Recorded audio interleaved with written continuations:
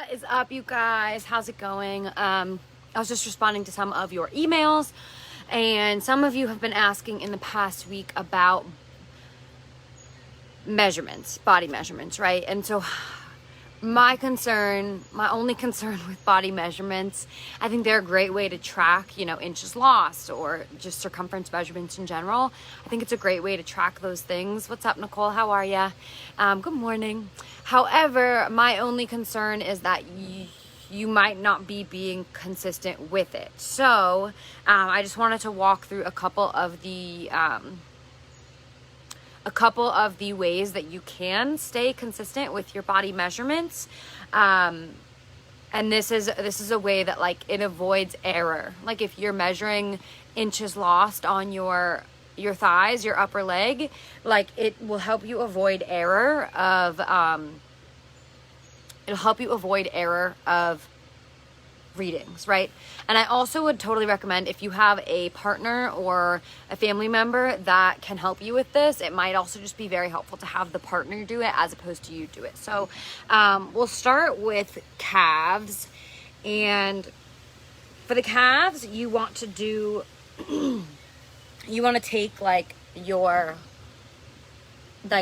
the joint on your ankle all the way up to maybe you want to do your kneecap, or maybe you want to do the exact crease of your knee. However, let's just say you're doing the exact tip of your, the tip top, right? So this goes up and curves here. So I would want to say, okay, from here to here. So I would hold my measuring tape from my ankle to here, and let's just say that that's 14 inches.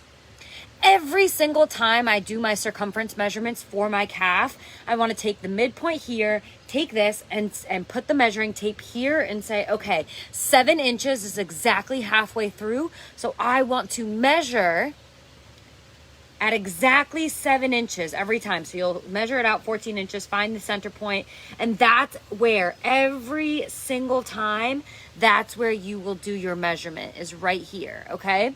And then same thing for your quads and your hammies and your booty.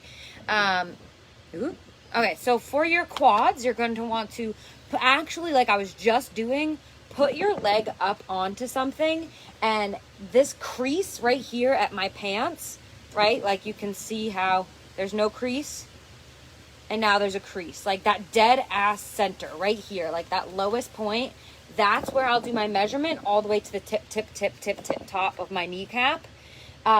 So again, let's just say, for simplicity's sake, let's just say I take the measuring tape from the tip top of my kneecap all the way down here, and I see that, oh, cool, my knee to my hip is conveniently 14, because it's even 14 inches long. Then I'm going to find 7 inches, and 7 inches is where I'll do the circumference measurement. So every single time you want to do it 7 inches from your ankle to your knee and 7 inches from your knee to your hip, okay? Now your bum is a little bit, sorry, I was reading a text. Your bum is a little bit different.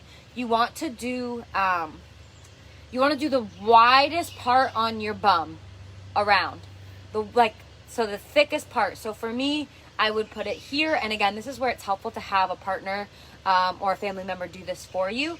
I would want to put the measuring tape on the farthest part out of my bum, the biggest part of my bum, unflexed, totally relaxed, and the circumference goes here.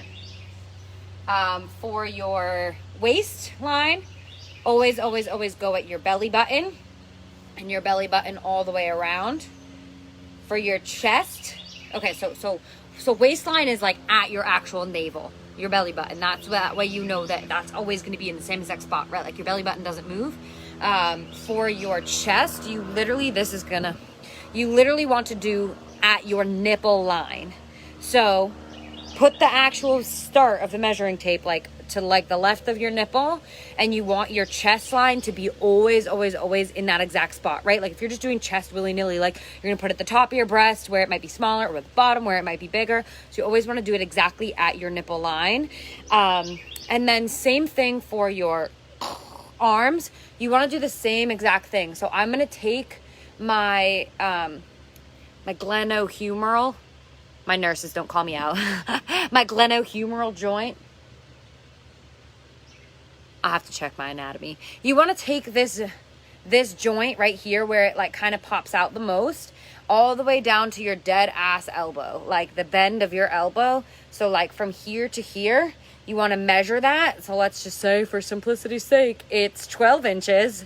Let's just say from your elbow to this joint right here where you can feel that bone is 12 inches. You want to make sure that every time you're taking that circumference measurement at 6 inches dead on every single time. Your neck,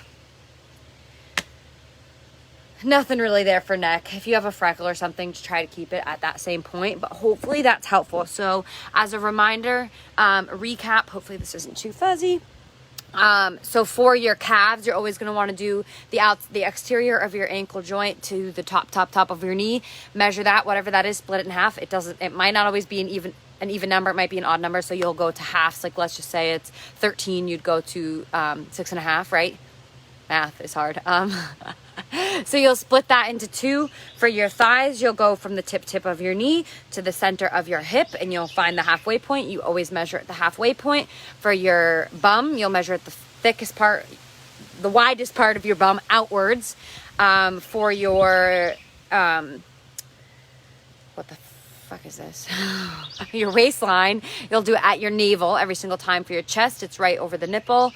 For your arms circumference, it's elbow to shoulder. And then neck, just try and find like a freckle or something and keep it there the whole time. So hopefully that's helpful for you if you are interested in doing circumference measurements, because I know I have some people starting PN, and PN asks for circumference measurements, as well as just Claire, watch this video.